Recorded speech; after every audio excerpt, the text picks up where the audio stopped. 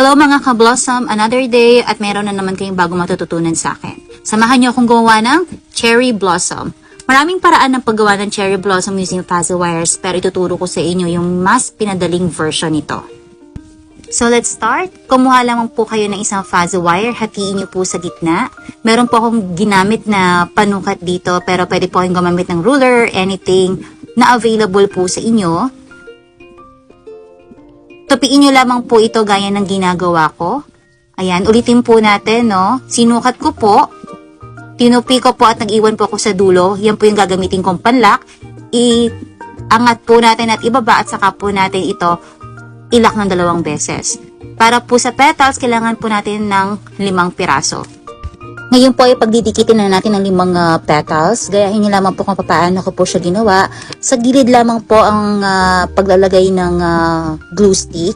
Ayan, papasyansyahan nyo na po dahil masyado po masunurin. Pati po ang camera ko ay gumilid na rin. At ayan po, no, kumuha po ako ng 2, pwede pong 3 pirasong stamen at ilagay nyo po ito sa gitna. At lagay nyo po ulit ng pandikit sa bandang ibaba para po yan ay mapagsama-sama natin. At kapag nadikit na po, ay hulmahin lamang po natin ito. Ibuka po natin ang mga petals at saka po natin kulayan. Ang ginagamit ko pong pangkulay ngayon sa video na ito ay soft pastel.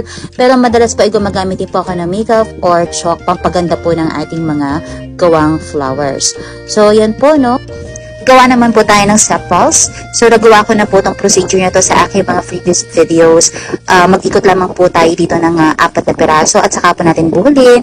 Hilut-hilutin lamang po pataas at yan, kortehan po natin para talagang maging sepals po siya at para po mas lalong gumanda at maging realistic, sunugin po natin yung bawat dulo nito at ready na po para idikit natin ang ating nagawang bulaklak. Sunugin po natin yung pinakatangkay niya para mas malinis po tingnan. Ngayon naman po ay gagawa na tayo ng maliit na version na bulaklak.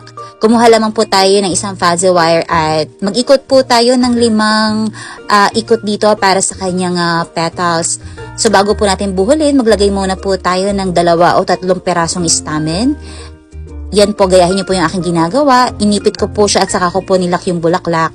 Hilutin lamang po pataas at medyo ibuka-buka po yung kanyang petals at saka po muli nating kulayan ito para lalo pong gumanda. At gupitin po natin yung pinaka na dulo.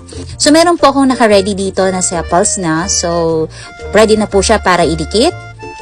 Gupitin lamang po natin yung pinaka-dulo. Huwag po nating itapon yun dahil mamaya magagamit po natin at saka po natin sunugin muli ang tangkay. Ito na nga po yung mga sobrang wares kanina. Nabanggit ko po kanina na huwag po nating itatapon dahil sayang. Ito po ang gagamitin nating pinakadahon ng ating cherry blossom. So tupiin lamang po natin yan ng ganyan at saka po natin sunugin yung bandang dulo at kulayan na rin po natin ito. Ngayon po ay pwede na po tayo mag-assemble. Inuna ko po yung bud sa bandang itaas, sumunod po yung bulaklak, at taglagay na rin po ako ng mga dahon sa bandang ibaba. So sariling diskarte na lamang po kung paano nyo po i-arrange ito. Wala pong definite at tamang arrangement as long as maganda po yung pagkakagawa ng bulaklak at mga dahon. For sure po na maganda po ang kalalabasan yan. Siguraduhin lamang po na maganda po yung pagkakaikot ng ating floral tape para hindi po magpaklas yung ating mga gawa. So kung mapapansin po ninyo, meron na po akong ready-made dyan na tangkay na may mga nakalagay na ring bulaklak at dahon. So pinagsama ko po yan sa pamamagitan po ng floral tape. Make sure na matibay po ang pagkakaikot nito at ayan po, no, tabuo na po natin. So ayus-ayusin lamang po natin ang ating mga bulaklak.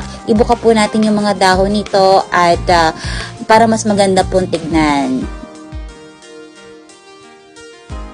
At ito na nga po ang ating finished product. Talaga namang napakaganda ng ating arrangement for today's video.